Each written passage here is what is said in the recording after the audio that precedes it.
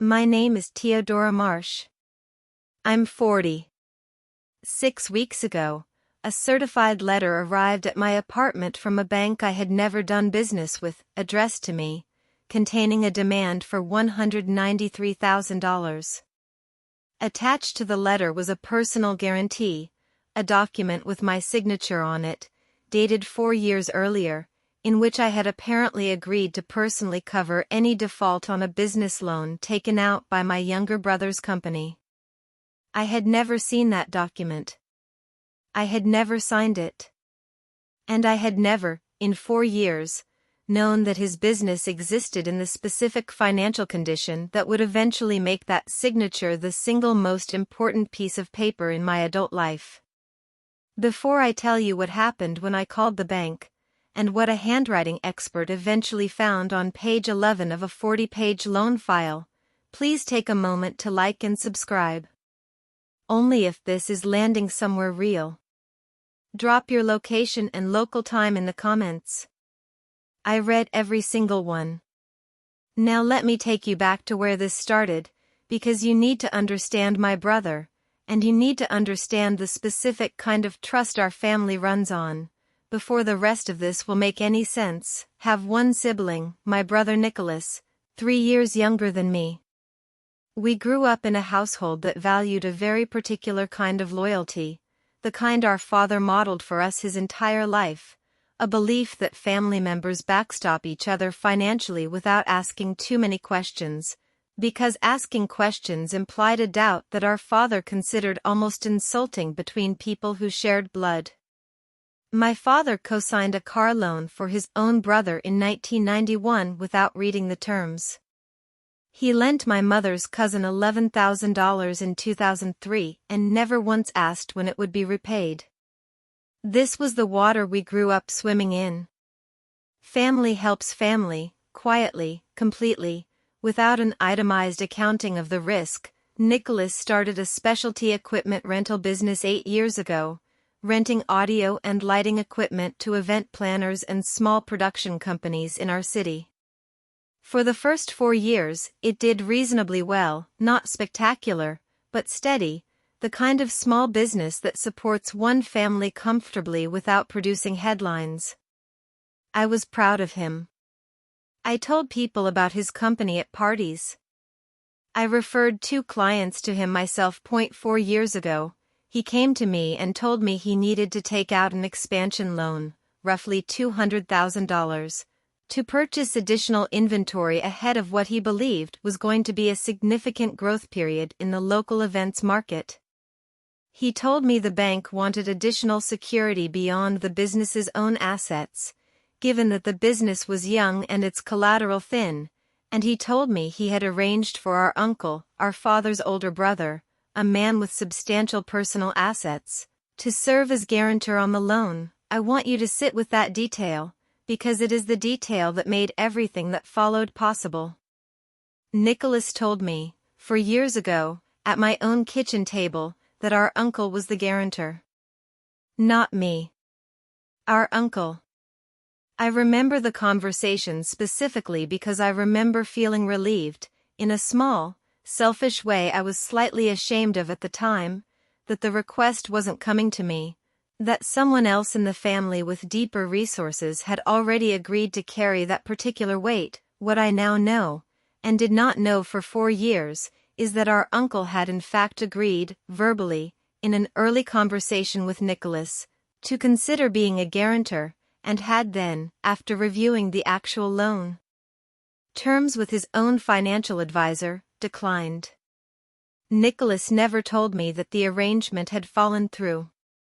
Instead, at some point in the loan application process, my name appears to have been substituted for our uncle's, on a signature page, with a signature that is not mine, notarized by a notary public whose stamp appears on the document but who, when I eventually tracked her down, had no memory of ever meeting me and no record in her notary log of a Theodora Marsh appearing before her on the date listed. Did not know any of this until 6 weeks ago, when the certified letter arrived. I want to walk you through the day that letter came, because the specific mechanics of discovering a fraud of this size are slower and more disorienting than people expect.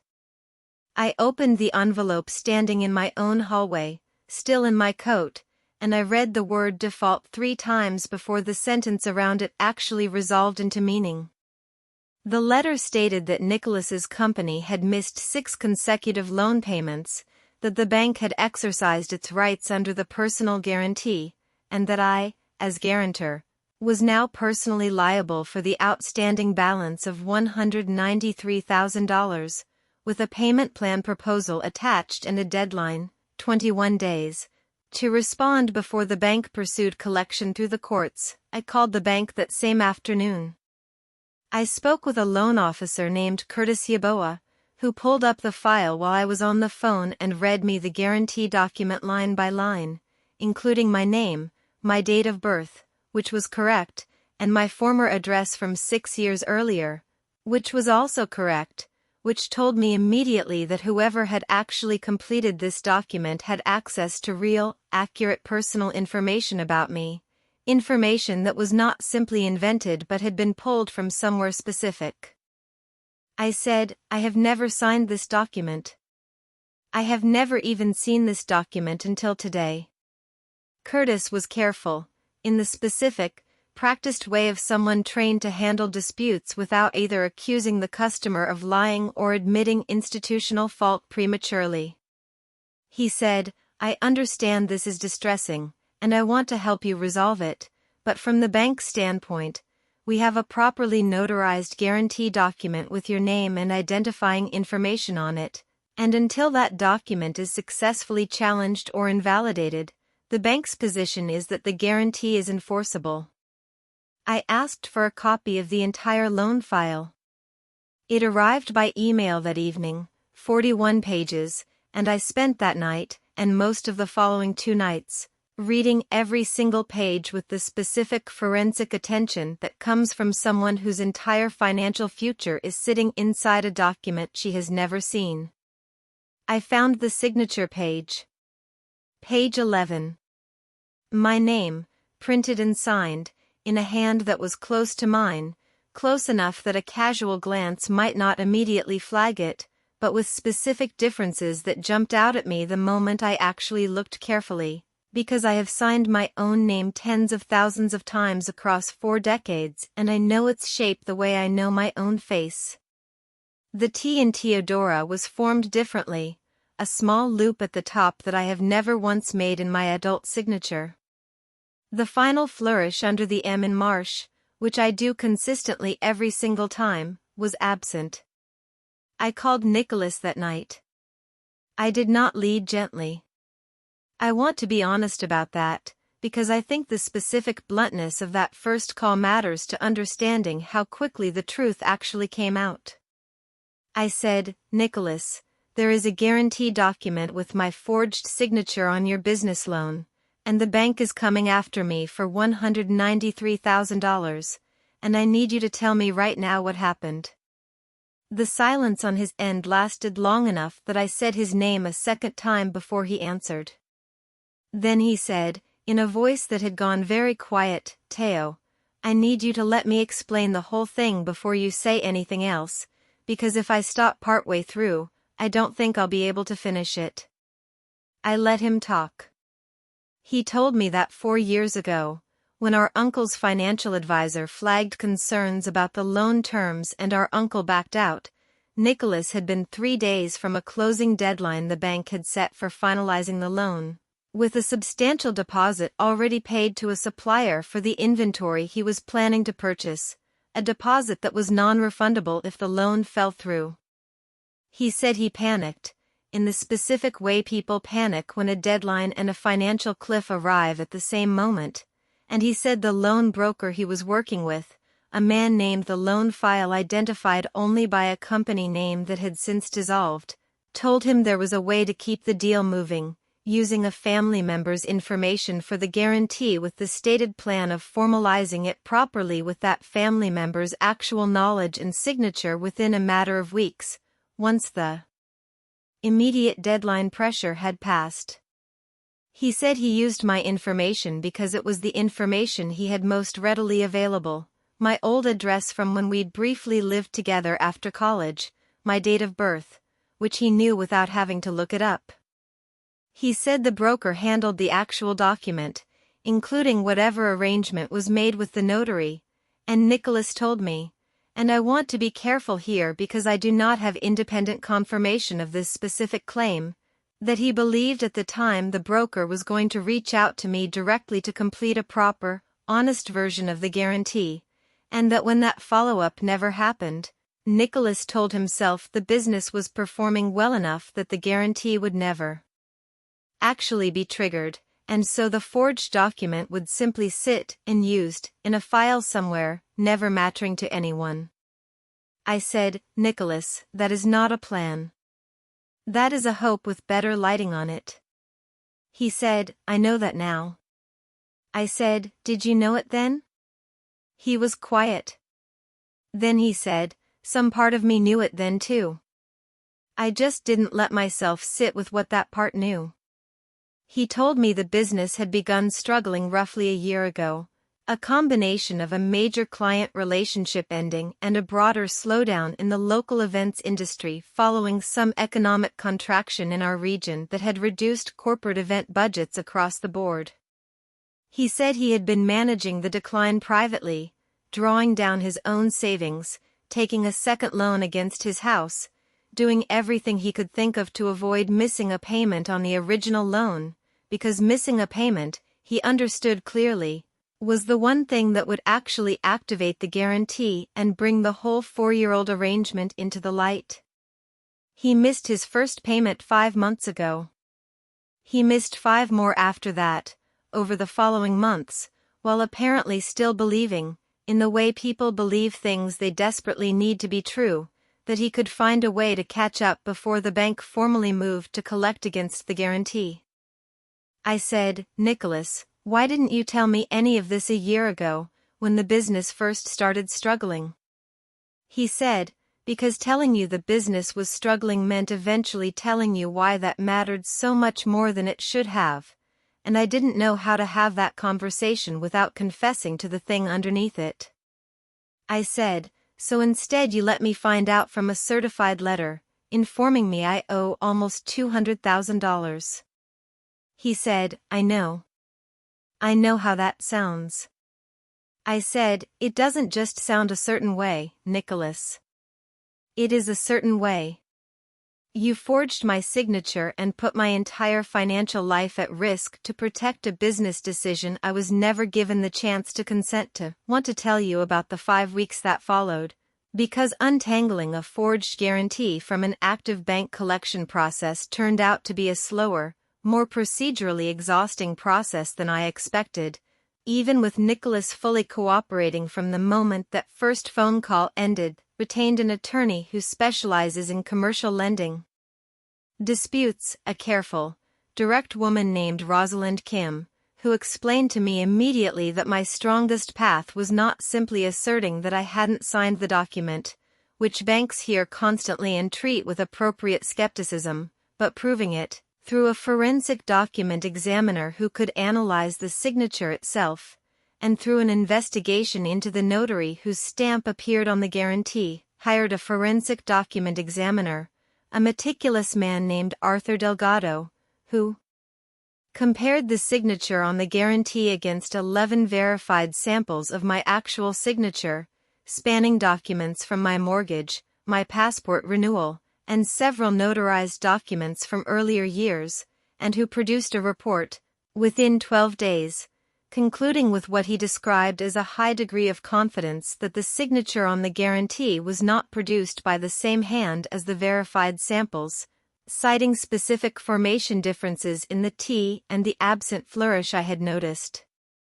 Myself on that first sleepless night, tracked down the notary, a woman named Felicia Ortiz, who had been working at a different office at the time the guarantee was supposedly notarized and who, when Rosalind's investigator contacted her, pulled her own notary journal, a legal requirement in our state, and confirmed that there was no entry for a Teodora Marsh on the date listed on the guarantee, and that the entry immediately before and after the supposed appointment showed no gap in her schedule that would have accommodated an unlogged notarization. This was, Rosalind told me, close to the strongest possible evidence we could have produced, because it meant not only that my signature was forged but that the notarization itself, the very mechanism meant to guarantee the document's authenticity, had been fabricated entirely, likely through a stolen or misused notary stamp, a separate crime that Felicia Ortiz herself was deeply disturbed to learn about and cooperated with fully once she understood what had happened. Nicholas, throughout this entire process, did something I want to specifically credit him for, even inside everything else. He did not fight the process. He retained his own attorney, separately, and gave a full statement acknowledging the arrangement, the broker's role, and his own knowledge that the guarantee had never been properly executed with my actual consent. He provided records of his communication with the now-dissolved brokerage, to the extent he still had them, and he agreed, in writing, to be the party the bank pursued directly for the outstanding debt, rather than allowing the burden to sit on my shoulders while the dispute worked its way through the system. Want to tell you honestly that this did not undo the 5 weeks I spent believing my entire financial life, my credit, my savings, the modest condo I own, might be at genuine risk because of a signature I never made. But it mattered. It mattered that when the truth came out, Nicholas did not manage the fallout the way he had managed the original crisis, quietly, hoping it would resolve itself without confrontation. He stood in front of it, the bank, once presented with Arthur Delgado's forensic report and Felicia Ortiz's notary journal, along with Nicholas's own signed statement, formally released me from the guarantee 6 days ago. I want to tell you what that email looked like, arriving in my inbox on an ordinary Tuesday afternoon.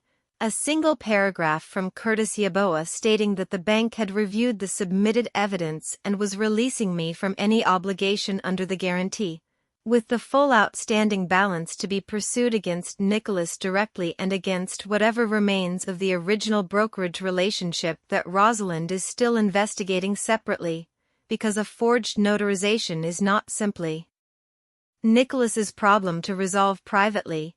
It is a matter that likely involves actual criminal fraud on the part of whoever executed the document itself. Nicholas's business, in the aftermath of all of this, is almost certainly going to close. He told me, 2 weeks ago, sitting in my living room in a conversation that was quieter and more exhausted than the first one, that he has accepted this, that he has stopped trying to find a version of events where the business survives and he simply pays back what he owes over time. He said, I spent so long trying to protect the business that I forgot the business was never supposed to be more important than you. I said, it wasn't just the business, Nicholas. It was the specific choice to solve your fear by putting my name on something instead of telling me you were afraid. He said, I know. He said, I think I've known that from the very first day, and I just kept finding new ways not to look directly at it. I want to tell you where things stand between us now, because I think it matters more to be honest about the specific shape of what's left than to give you a tidy ending. I do not believe Nicholas is a fundamentally dishonest person.